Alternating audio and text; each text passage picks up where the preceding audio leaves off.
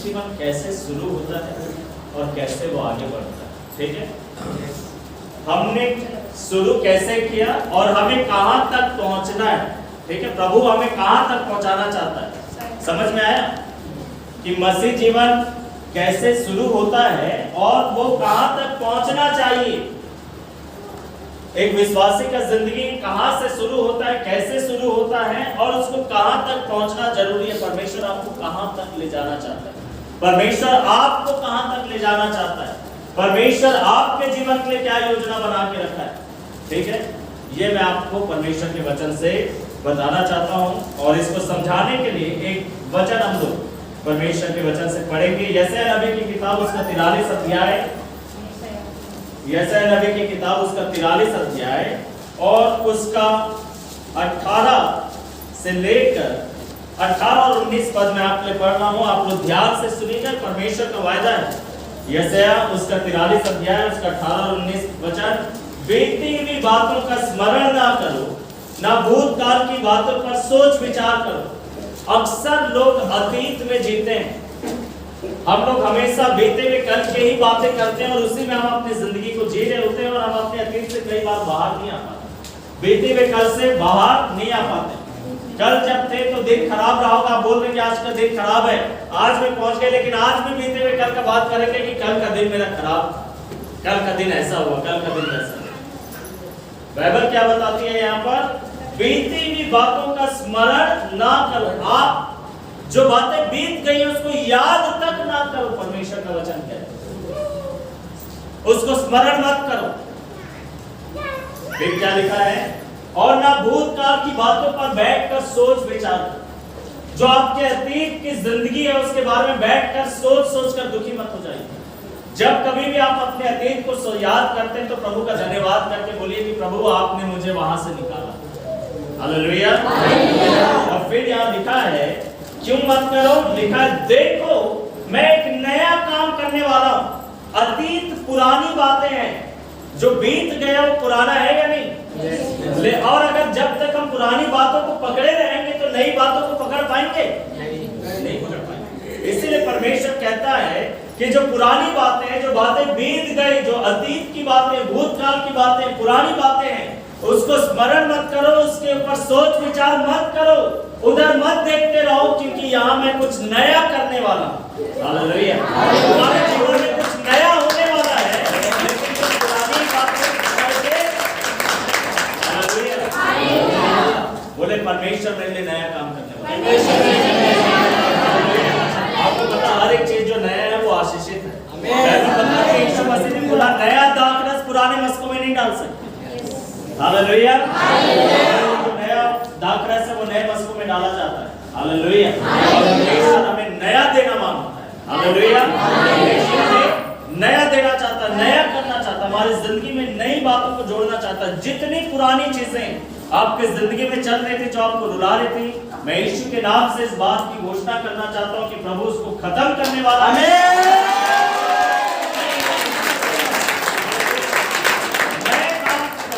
नई आशीषों को जोड़ने वाला। हमें नया चाहिए, तो बोलते ना नया मोबाइल चाहिए, नया कार चाहिए, नया गाड़ी चाहिए, नया ये चाहिए, नया वो चाहिए। प्रभु को बोलिए कि प्रभु मुझे नई आशीषें चाहिए, हमें नई आशीषें चाहिए। हालेलुया। प्रभु रोज मन्ना गिराता था इस्राएलियों के, परमेश्वर हमें नई आशीष। हालेलुया। तो लिखा है, देखो मैं तुम्हारे बीच में क्या करने वाला हूं, मैं एक नया काम करूंगा, वह अभी प्रकट होगा, क्या तुम उससे अनजान ही बने रहोगे? नहीं, मैं अनजान नहीं रहना चाहता। प्रभु जो करने वाला है मैं उसको जानना चाहता हूं, मैं चाहता हूं कि मैं उसको देखूं, मैं चाहता हूं कि मैं उसमें शामिल हूं। जो वो मेरे लिए मेज लगाता है, मैं चाहता हूं कि मैं उसमें से खाऊं, ना केवल खड़े होकर देखता रहूं। आप बोलिए कि प्रभु मैं तेरे मेज में मैं शामिल होना चाहता हूं। जो उसको करने वाला है मैं उसे देखना चाहता हूं।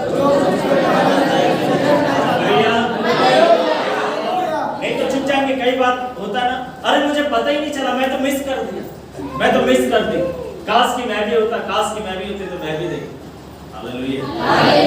इसीलिए पुरानी बातों से आप हटा दीजिए ताकि परमेश्वर आपको कुछ नया दिखाए। हालेलुया। वो नई बातें आपको आनंदित करें, वो नई बातें आपको मगन करें। आपको पता है जब कुछ नया होता है तो बहुत अद्भुत बातें होती है। बाइबल बताती है, जब आप सुसमाचार में पढ़ते हैं, एक लकवे के रोगी को यीशु मसीह के पास लाया गया उसके कुछ दोस्तों के द्वारा, कुछ लोगों के द्वारा, परिवार के जनों के द्वारा, और छत तोड़कर उसे यीशु मसीह के सामने उतारा गया। और यीशु मसीह ने लोगों के विश्वास को देखकर बोला कि बेटा तू साहस रख, तेरे पाप क्षमा हुए। लोग कुड़कुड़ाने लगे कि ये तो परमेश्वर की निंदा कर रहा है, क्योंकि पाप क्षमा करने का अधिकार तो केवल परमेश्वर के पास है। यीशु मसीह ने उनके मन के विचारों को जान लिया और बोला कि तुम अपने मन में ऐसे विचार क्यों करते? क्या सरल है या कहना कि इसके पाप क्षमा हो गए, या फिर यह कि उठ और चल फिर, और इसलिए कि तुम विश्वास करो, इस बात को जानो कि मनुष्य के पुत्र के पास इस पृथ्वी में पाप क्षमा करने का भी अधिकार है। उसने उस बीमार से बोला उठ और अपनी खाट उठा और चल फिर। तुरंत खड़ा हो। वो चलने फिरने जब लगा तो बाइबल में लिखा है कि जो भीड़ वहां पर खड़ी थी ना, वो आश्चर्य करने लगे, वो महिमा करने लगे, वो तारीफ करने लगे। पता क्यों? क्योंकि ऐसे काम उन्होंने कभी नहीं देखे। ये कुछ नया था जो हो रहा है, नया काम है जो आंखों के सामने हो रहा है। और लिखा है कि वो आश्चर्य से भर गए। हालेलुया। परमेश्वर ऐसे ही नया काम करेगा, आपको आश्चर्य से भर देगा। ऐसे जो मैंने कभी सोचा नहीं था कि यार ऐसा भी होता है क्या? परमेश्वर के पास इतना सामर्थ्य है क्या? परमेश्वर ऐसे भी खड़ा कर देता है किसी को, ऐसे भी चंगाई होता है, ऐसे लोग भी चंगे होते हैं, ऐसे ही नए नए काम परमेश्वर करेगा।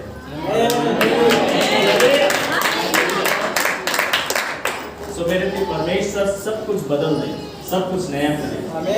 मरियम मगदलीनी वो स्त्री है जिसकी जिंदगी में परमेश्वर ने ये सब काम किया, और उसी स्त्री के जीवन से मैं आपको बताना चाहता हूँ। और मेरा विषय क्या है कि कहां से हमारा मसीह जीवन शुरू होता है, या कैसे शुरू होता है, और हमें अपने मसीह जीवन में परमेश्वर हमें कहां तक ले जाना चाहता है, हमें कहां तक पहुंचना चाहिए। सबसे पहले मसीह जीवन शुरू कैसा होता है, देखिए हम लोग मरियम के बारे में पढ़ेंगे। मरकुस रचित सुसमाचार, मरकुस उसका 16 अध्याय, मरकुस रचित सुसमाचार उसका 16वां अध्याय और उसका 9 पद में, यहाँ पर मरकुस उसका 16 अध्याय उसका 9 वचन कोई पढ़ेगा? जल्दी से, अगर आपको मिल जाए जरूर से मदद करिए। और मैं तुमसे कहता हूँ कि अधर्म के धन से नहीं, मरकुस उसका 16 अध्याय और उसका 9 वचन। हाँ पढ़िए, इधर से कौन पढ़ रहे हैं? हाँ पढ़ो बहन जोर से। सप्ताह के पहले दिन भोर होते ही, हाँ सप्ताह के पहले दिन भोर होते ही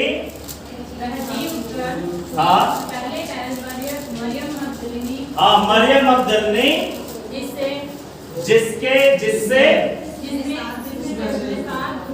जिसमें कितनी दुष्ट आत्माएं थी? 7 दुष्ट आत्माएं थी।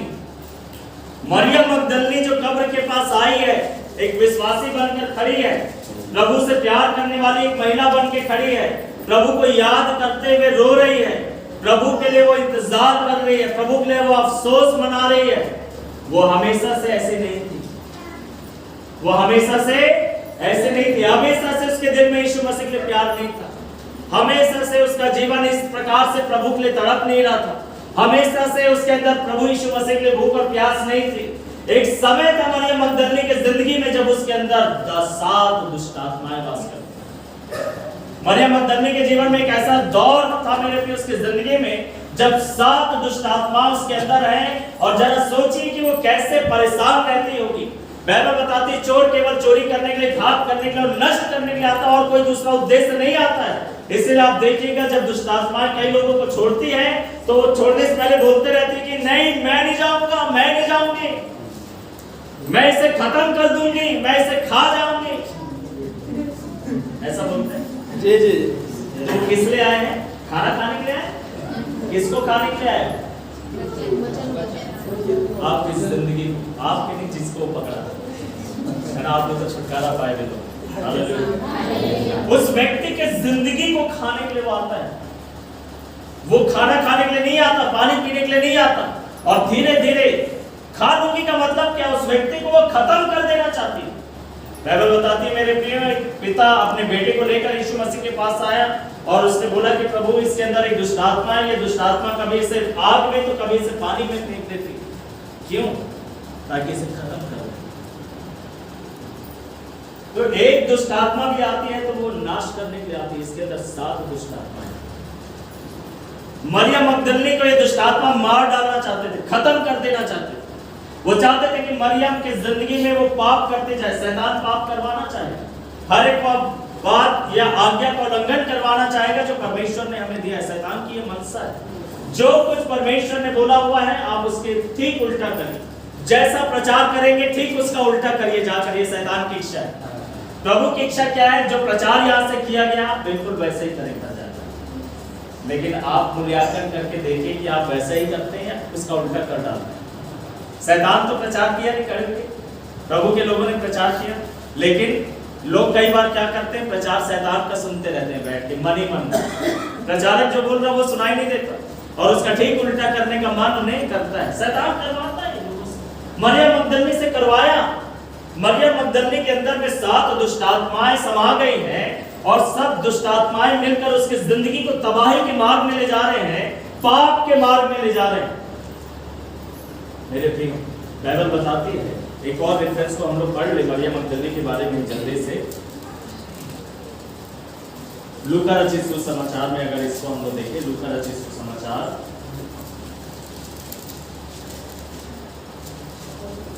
और उसका 7 अध्याय, लूका रचित सुसमाचार और उसका 7 अध्याय और उसके 37 पद से पढ़िए।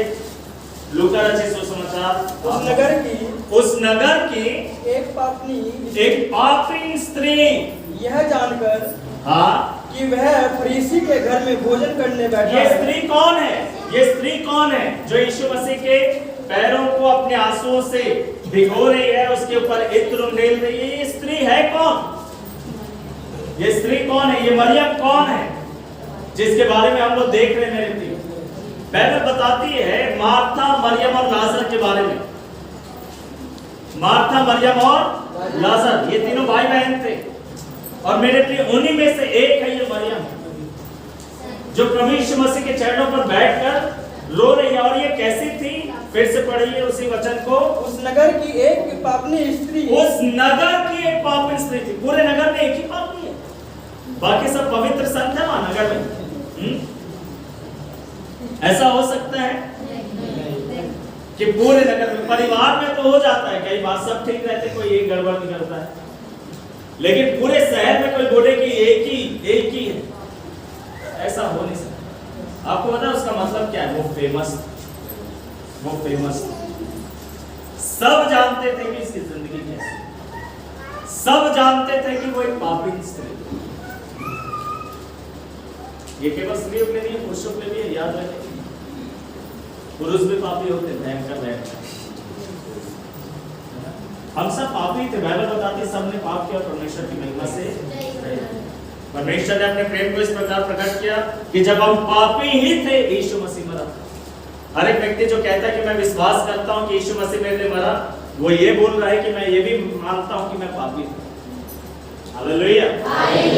यीशु मसीह पापियों के लिए जान दिया। हालेलुया।